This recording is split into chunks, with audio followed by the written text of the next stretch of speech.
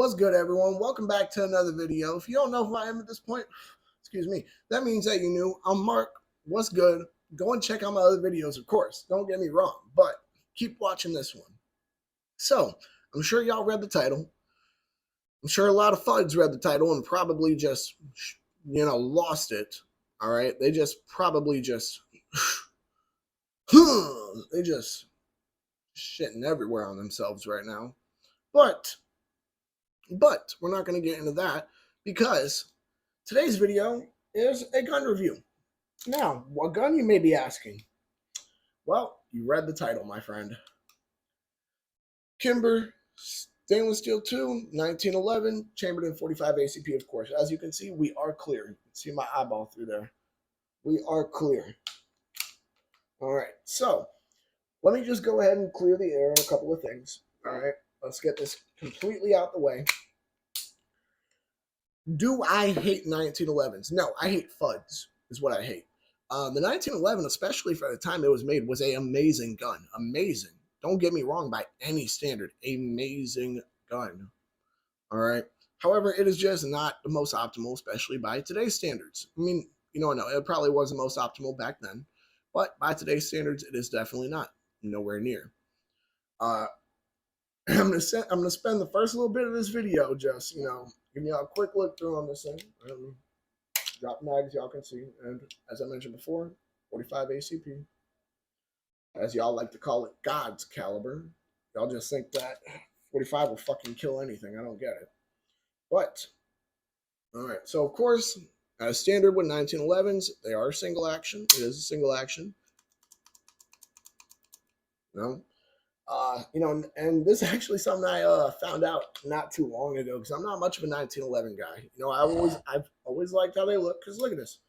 Gorgeous, gorgeous, gorgeous. All right.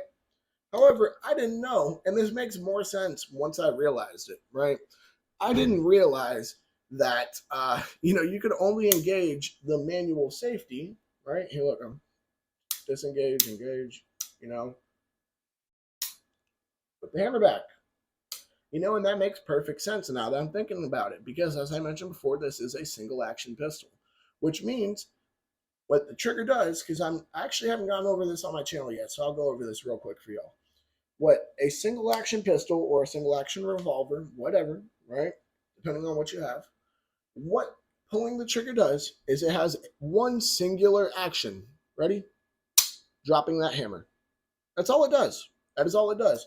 You can sit here, keep pulling it, nothing will happen. Hell, if I sit here, rack around in the chamber, once again, though, remember, we are clear, all right? And I were to sit here and thumb down the hammer, right? Which, by the way, I do not recommend you do on any gun. Here's why. If it slips, it is going to go off. But even if I had one chambered with the hammer up, nothing's going to happen. Of course, you can thumb the hammer down at that point if you have one chambered and you thumb the hammer up. But see what I mean? That's all it really is to it. The 1911 is an amazing gun. As I said before, it is a great gun, especially for the time.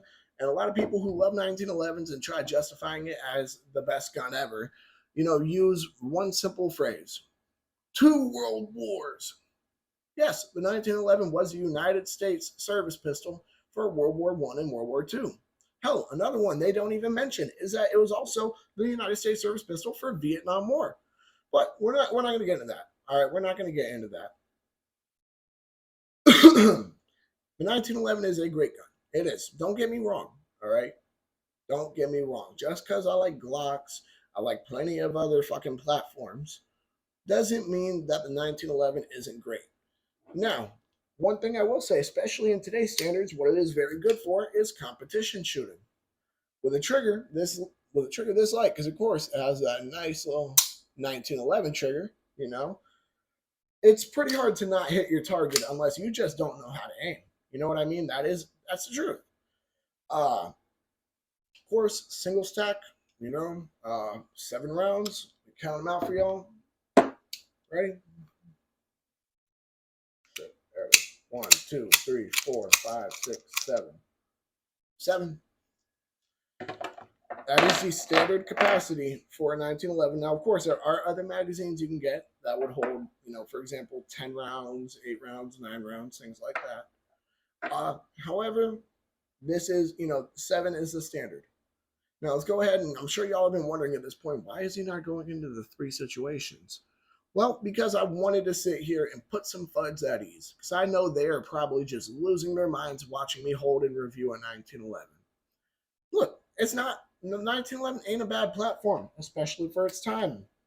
However, we got better platforms, especially for our time. Let's go ahead and start getting into the situations. Of course, we're going to start with home defense. Now, home defense. Would I use a 1911 for home defense? No. Here's why. I got a couple of reasons. However, one of them can be kind of debated. All right. And allow me to explain. So, with a 1911, all right, of course, you have the issue with a smaller capacity. That is something that, if y'all know me, I am not a fan of. I do not like having a small capacity. I like having as many rounds as I can to deal with the threat. I'd rather be safe than sorry when it comes to this, So, standard 7 rounds would not work for me. It would not. The minimum capacity I'm okay with for home defense is 10 rounds. To be 100% honest, that is the minimum capacity I'm okay with for a pistol, is 10 rounds for home defense. Another reason why I would not. 1911s do not come with rails, or especially this particular one doesn't come with rails. Would I use this for home defense? No. I mean, okay, let me rephrase. Just like my LCP, if it was the last resort, the bare last resort, I couldn't access any other guns, or I used up all my guns and all the ammo, right? Then I would use this, all right? I'm not shitting on this gun. I love this gun. Look, this isn't mine, it's my boy Adam's. You can ask him every time we go shooting. I'm like, hey, we taking the 1911? Hell yeah, let's do this. I love shooting the 1911. It's a great platform, especially for its time. Home defense, it would not be optimal, considering when you turn that corner, double check the chamber. All right, when you turn that corner, you're turning the front door, you see a shadow, right? Pull that trigger, you don't know whether or not that's a family member. You don't know whether or not that's somebody who's not trying to harm you or not. Now, granted, I live in Florida. We have the castle doctrine. If someone breaks in my door, they're going to have a gun pointed at them unless they 100%, like, I'll give you an example in a second, right? However, though, in Florida, we do have a castle doctrine, which means somebody breaking in is enough of a threat to my life. That's enough proof of threat to my life. I don't have to wait for them to try to harm me. But I'm not going to get into that. And do not, make sure you check up on your laws if your state or wherever has a castle doctrine, and make sure you understand what it means, because I may be mistaken. I'm not a lawyer here. All right. However, I am pretty sure I'm correct on this. But I'll get back to what I was saying about this Kimber over here. All right. For home defense, I would not use it. All right. I do not want, possibly, let's say, especially since, I don't have anybody coming in my home late at night, right? I don't have anybody coming in and out of my home late at night. If I hear my door open or close in the middle of the night, it's go time. So let's say, hypothetically, right? I am, sleep, me, Bree, we're sleeping in the bed, we're hanging out. We're not hanging out, but we're asleep. We're nice, we're out. All that good stuff, right? Bam! I hear the door kick in and I hear it slam close and lock. What the fuck? What's going on? Grab my gun. Let's say, grab my Kimber 1911 in this case, right?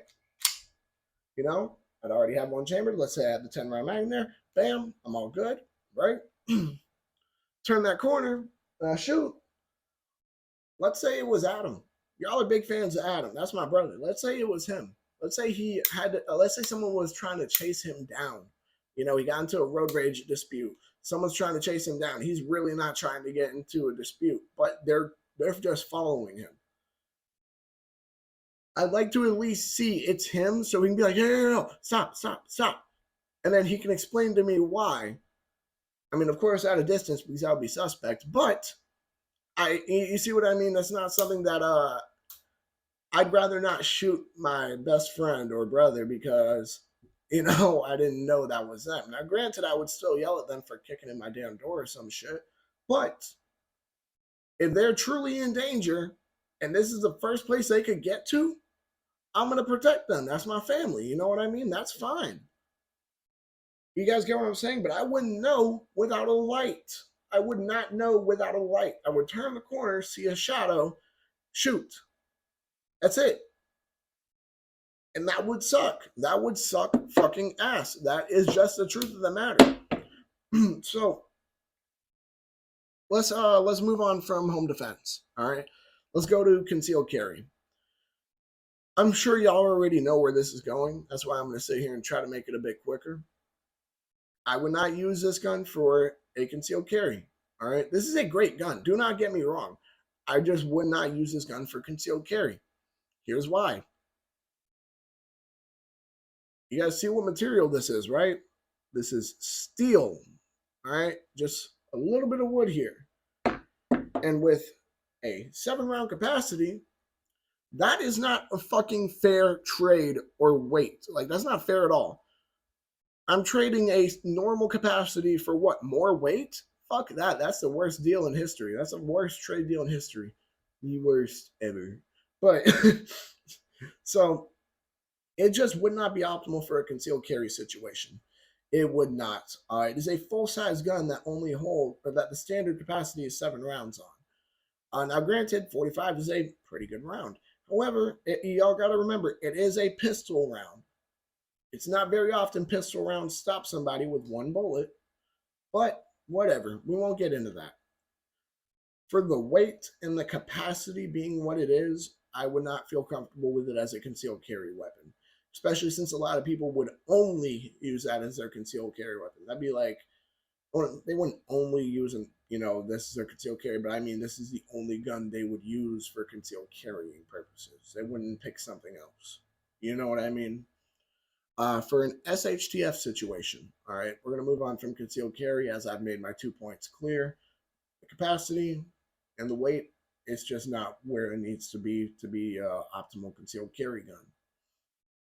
For an SHTF situation, the main reason why I would not use this firearm, all right, is one, I know this particular one's history. All right, it's not a bad gun, believe me. I love shooting this gun. Every time I go to the range, I look at him. Yo, we taking the 1911. What's the deal, Brody? He's like, yeah. I'm like, cool. But 1911s are just finicky firearms. They are. This particular one even had issues. It had a couple of issues, and it wasn't like major issues or nothing. But y'all can ask Adam this. He sent it off to Kimber. They fixed it and sent it back to him. For the capacity, for the weight, I mean, the weight wouldn't really matter realistically in the SHTF because you would be open carrying. I think a lot of you guys forget that in the SHTF situation, in an actual state of mass lawlessness, you are not going to be going for concealed carry. You're going to be going for open carry. So the weight wouldn't necessarily be an issue. It still wouldn't be the most comfortable due to the weight, but it wouldn't be as much of an issue. However, the capacity, how finicky they can be, the fact that if a part breaks on 1911 in the SHTF, no matter how long that firearm has been around, it's probably going to be very unlikely you get the exact piece you need from the exact brand. It's very, very, very unlikely. That is just the truth of the matter. That's like, imagine you sit there, you break the extractor on this. This is, as I mentioned before, this is a Kimber stainless steel 1911, 45 ACP. You break the extractor on this.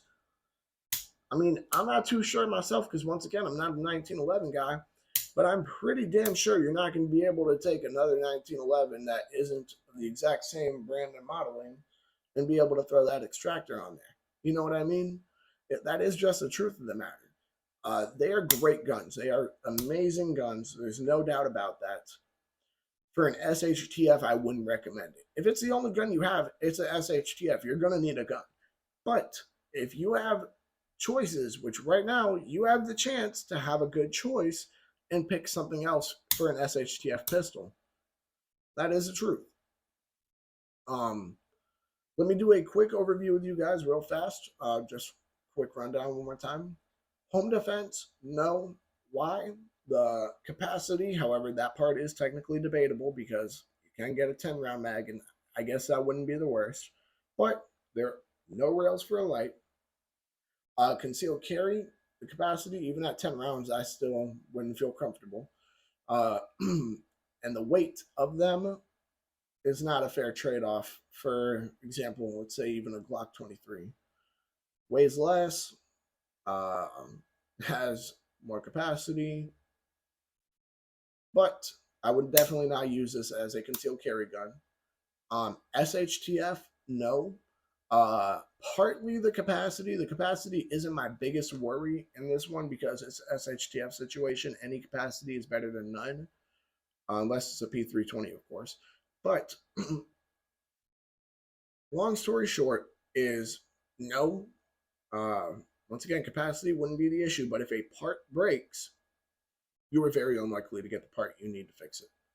That is the truth of the matter. Now, I know it sounds like I've been shitting on 1911s a lot. I do want to reiterate.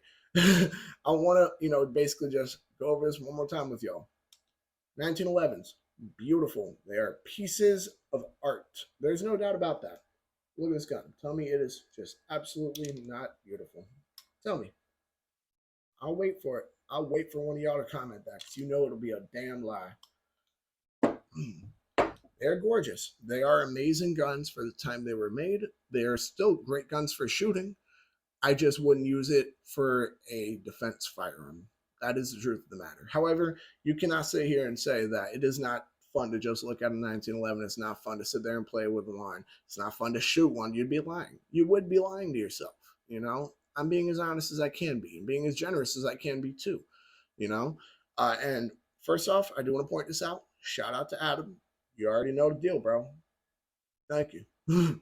But once again, it's not the matter of it's a bad gun. It's not a bad gun. It's just not the most optimal.